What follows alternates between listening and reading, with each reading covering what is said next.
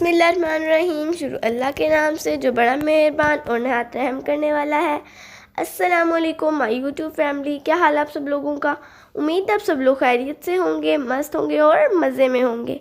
आज मैं आपको बनाना सिखाऊंगी 3D स्टार्स। इन्हें बनाना बहुत ज़्यादा आसान है और आप लोग इजीली इसको बना सकते हैं अगर आप मेरी वीडियो को पूरा देखें। तो इसलिए आपने मेरी वीडियो को पूरा देखना है ताकि आपसे कोई चीज़ मिस ना हो जाए और आप इजीली ये बना लें, ठीक है।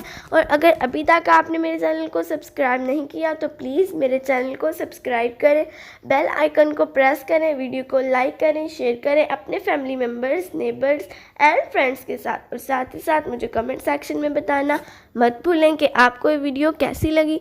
उम्मीद है आप सब लोगों को वीडियो बहुत पसंद आई होगी। थोड़ी सी भी अच्छी लगे तो वीडियो को लाइक करें सो आप लोग सीखें और साथ ही साथ इंजॉय करें।